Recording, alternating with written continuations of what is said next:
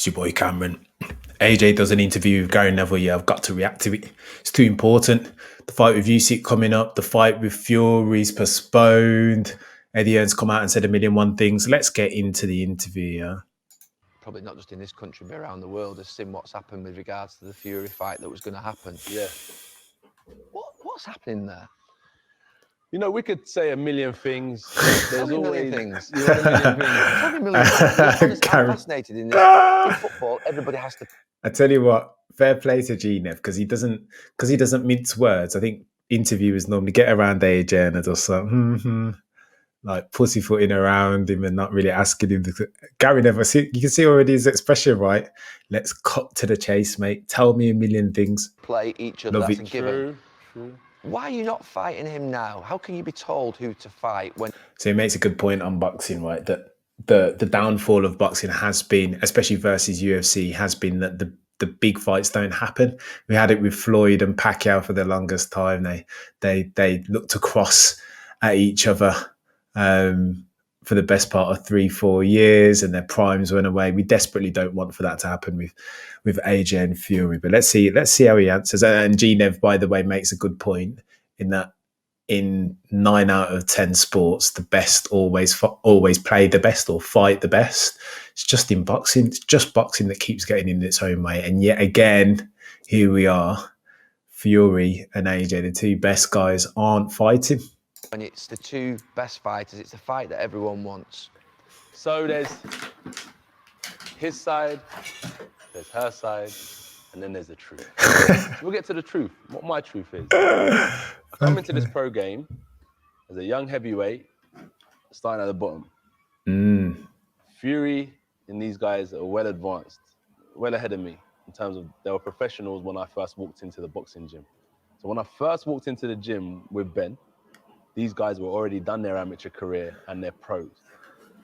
So when I done my Olympic thing quick and I turned pro, I'm looking at these guys like I want what they've got. And I fought champion after champion, defended my belt against my mandatory challenges, lost my belt, won it back. True. And there's a time now where it comes to fighting the guys that people want to see me fight, which is no problem. It's not a problem at all. No problem, AJ says. People. And it's just clear to see now with this last situation we face is like the 258 management, Matchroom, done a great job of putting on a potential show that was ready, signed to go ahead during the pandemic, which was a nice offer, lucrative offer, where X amount of fans would have been able to go, ready to sign, ready to fight, no qualms on my ends, I'm ready. Ready. And they bailed out on not only me, but the boxing world. True. Because this is the first time in Or false. 120 years or so that two British fighters would have fought for the undisputed title. It was a legacy fight. And that's the only reason why it didn't happen, because they either wasn't organized on their side, Fury wasn't ready for the fight, I don't know what it is, but my truth, all I can say is that if you look at the history, the email trails, the conversations, we had the deal in place, we were the ones who found the venue, we were the ones.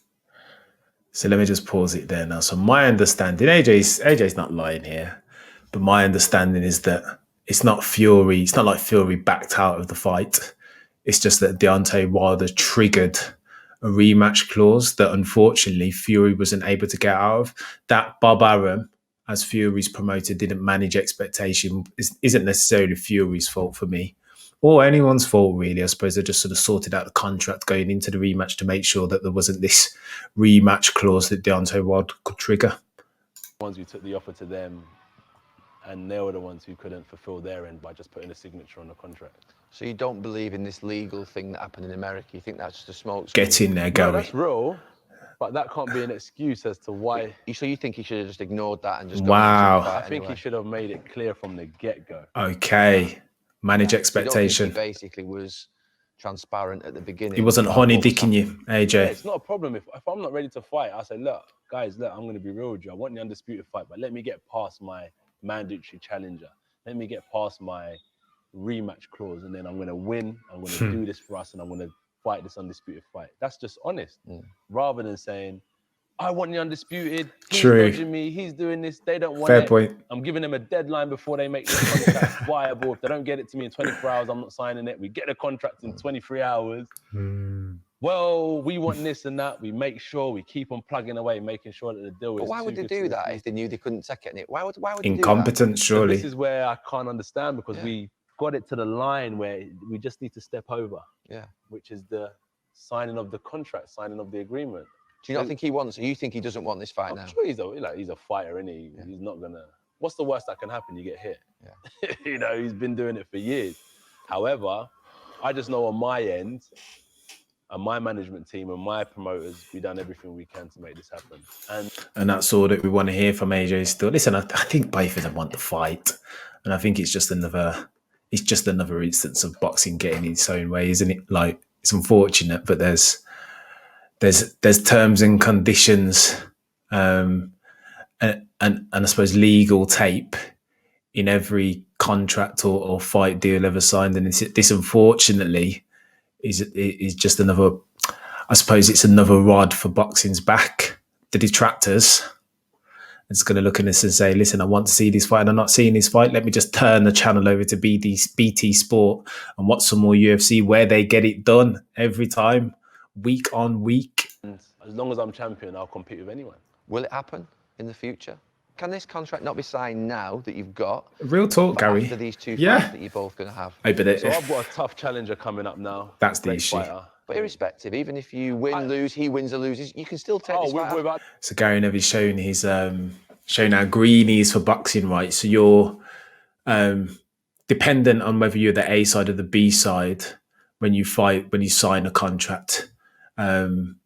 How well you did in your last performance, right? So if AJ goes in and knocks out Usyk in like 2 rounds in spectacular fashion, then he should be expecting more money out of the Fury fight than he was previously, right? Especially if Fury doesn't have a good showing against Wilder, or vice versa, right? Supposing Fury goes out against Wilder and looks amazing, looks like $1 million, gets it done in more impressive fashion than he did in the second fight, then Fury will be expecting more of the pot, right? Versus AJ. Yeah, without the belts, forget the belts. I think, honestly, I mean, I rate that. That's what I'm talking about. You can sign this contract now and say, well, irrespective of whatever happens. We'll fight 100%. Let's do it. Let's do it.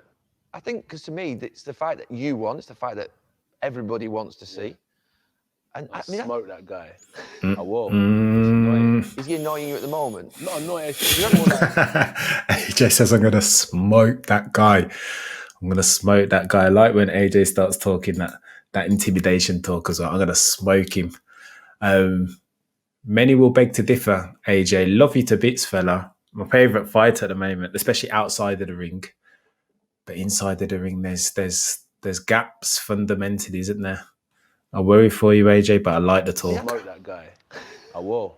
It's annoying. Is he annoying you at the moment? Not He's annoying. annoyed. You were having a Twitter spat the other day, weren't you? I thought it was quite It's just like, for me, it was just like, I don't really get into the Twitter back and forth because it's Twitter fingers. Like, anyone can sit behind a computer. This is true. And talk.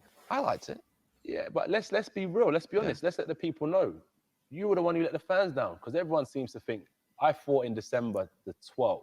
When they were like, who do you want to fight next? I said, I don't want to call out any names. And I know, because I'm going to start shouting out people's names, and I'm going to be in this position now where the guy's name I'm shouting out doesn't want to fight, or he's not ready to fight. I said, whoever's got the championship belt, let me fight. And people seem to think that me not calling people out and effing and blinding and flipping tables mean that I ain't got the passion to kick some ass. Believe me, I'm down. I'm in the gym now as we speak. Believe me. In the pub having this interview. I'm in my place of work. It's not me. My place of work. That are letting this down. We are keen. We're ready. I was 3 years as a professional. I won the championship belt, and ever since then, I've been defending and fighting and remaining as champion. So if you look at my history, it shows that I'm a championship level fighter, and I'll stay here, providing that the champions want to come and fight. Last question on him. I suspect you respect every boxer, just naturally, but do you respect him as a boxer? Do you respect him as a man? I don't know. Wow. As a boxer or a man? I like Vladimir Klitschko. He's cool. So you don't respect him as a man? Tangent, any AJ? Anyone in my industry like that. There's people I want to just fight. None of them. I'm not friends with no one. Fight talk, AJ. Okay. Love that. So AJ's just giving it the serious talk. When AJ's talking like that, yeah, just make the fight, man. Forget it. I hope Fury goes out there and smokes Deontay. I don't want to see any complications. And likewise with AJ, of course, he's my guy. I hope he goes out there and bangs Usyk. Should actually be at the fight, to be fair. I'll be rooting for him. Get it done. And then let's make the mega fight. Too many times recently again, boxing just keeps getting in its own way. And it's jarring, man. It's jarring. I've had enough. Just make the big fights and be done with it. Forbid one of these guys. Can you imagine AJ loses? Or worse, like Fury loses, or they both lose. The fight would have been, let's still make it happen. It would still be the biggest fight in boxing history, even if they both lose. But it wouldn't have that same sauce on it, right? Just make the fights. Been another reaction video. I've been Cameron, as always.